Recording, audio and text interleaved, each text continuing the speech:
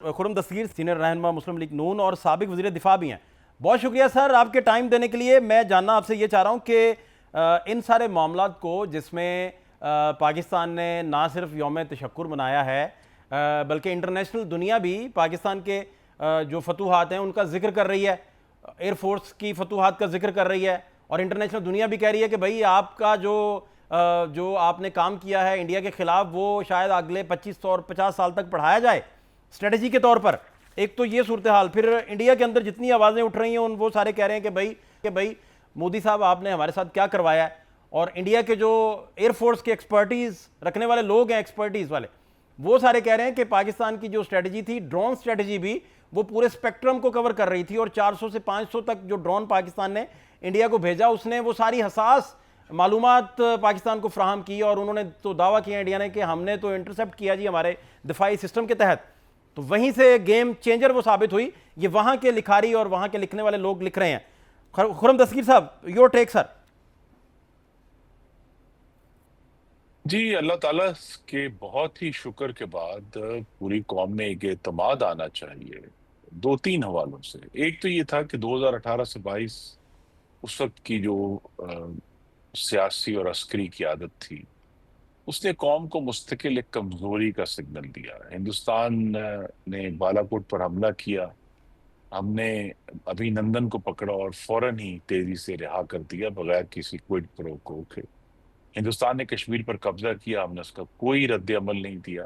ठीक। चाइना और हिंदुस्तान के आपस में क्लैश हुआ, हमने कोई रद्द अमल नहीं दिया बल्कि सीज फायर कर दिया। यहाँ तक कि मार्च 2022 में एक ब्राह्मोस मिसाइल, वही मिसाइल जिसको हिंदुस्तान ने हम पर चलाए हैं, वो एक मियाँ चन्नू में आ गिरा था, हमने उसका कोई रद्द अमल नहीं दिया। तो लिहाजा वो एक सेंस थी कि जी पाकिस्तान तो शायद कमजोर है, पाकिस्तान जवाब देने की पोजीशन में नहीं है। तो एक तो ये चीज जो है ये बदली है, अस्करी क़यादत भी बदली, सियासी क़यादत भी बदली, और देखा कि जुर्रत वाले जब लीडर आए तो उन्होंने किस तरह जवाब दिया। दूसरा ये है कि पिछले कुछ अरसे से, जो 3 सालों से अफवाज पाकिस्तान के खिलाफ जो एक बड़ी मुनज़्ज़म मुहिम चल रही है सोशल मीडिया पर एक खास जमात की तरफ से, उसने शायद ये इंप्रेशन दिया हिंदुस्तान को कि पाकिस्तानी कौम जो है वो तो अफवाज पाकिस्तान के खिलाफ हो गई है। तो हर किस्म के जहरीले जो है मैसेज आ रहे हैं, तस्वीरें इशू हो रही हैं, 1971 की याद दिलाई जा रही है। ठीक। तो हिंदुस्तान का शायद ये भी कयास था कि जी पाकिस्तानी कौम तो अफवाज के खिलाफ होगी, जब वो हमला करेंगे तो ये कौम जो है खुद ही बिखर जाएगी और उसमें वो इत्तेहाद नहीं होगा।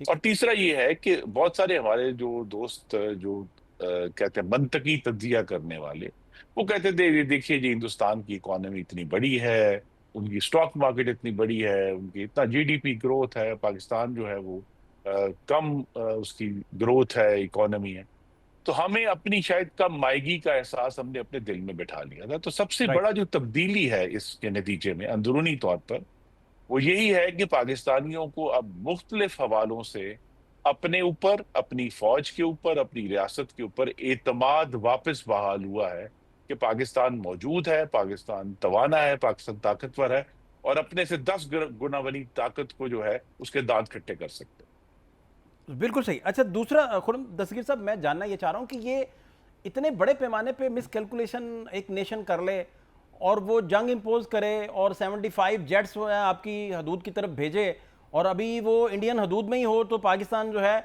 मतलब जो आपने राफेल गिराए हैं उनमें से एक तो 200 किलोमीटर की दूरी पे गिराया है, इस हद तक मिस कैलकुलेट। तो इसकी क्या वजह देखते हैं आप? इतनी बड़ी मिस कैलकुलेशन की वजह में नहीं, उनके। देखिए ये जी जी। कैलकुलेशन, एक तो जैसा मैंने पहले कहा कि उन्होंने ये देखा कि चाहे वो बालाकोट था, कश्मीर था, लद्दाख था, ब्राह्मोस था, पाकिस्तान ने कोई जवाब नहीं दिया। राइट। पाकिस्तान ने कहा जी हम राइट। रिस्ट्रेंट है, राइट। हम, तो उनका ये ख्याल था कि पाकिस्तान जो है गालिबन अब जवाब देने की पोजीशन में नहीं। लेकिन उनको ये एहसास नहीं था कि हमारे जो मखसूस हालात हैं, जिसमें बहुत बहुत अरसे से जो मगरबी दुनिया जिससे हम हथियार लेते थे उसने हमें हथियार देने बंद कर दिए, यहाँ तक कि स्पेयर पार्ट्स देने बंद कर दिए। उसकी वजह से पाकिस्तान की अफवाज में एक और जो हुकूमत जिसके तहत वो काम करते हैं, बहुत अरसे से एक खुद इन्हिसारी की पॉलिसी है, जिसकी सबसे बड़ी मिसाल जो है कि जब अमेरिका ने हमारे पर F-16 का दरवाजा बंद किया तो मोहम्मद नवाज शरीफ ने चीन के साथ मिलकर JF-17 का प्रोग्राम शुरू किया। کہ ہمیں جو ہے اب ہمیں ہمیں اپنے جہاز خود بنانے ہیں. اگر ہم F-16 کے اوپر جو ہے وہ ہمارا انحصار رہا تو وہ تو امریکہ کبھی بھی اس کو مکمل طور پر, آپ کو معلوم ہی ہے کہ امریکہ نے ہمارے F-16 جو تھے وہ بہت عرصہ ہمیں نہیں دیے, اور پھر یہاں تک کہ ہم نے ان سے کلیم کیا کہ ہمارے پیسے تو آپ واپس کر دیں کم از کم جو ہے, اور وہ پھر انہوں نے واپس کیے بہت عرصے کے بعد.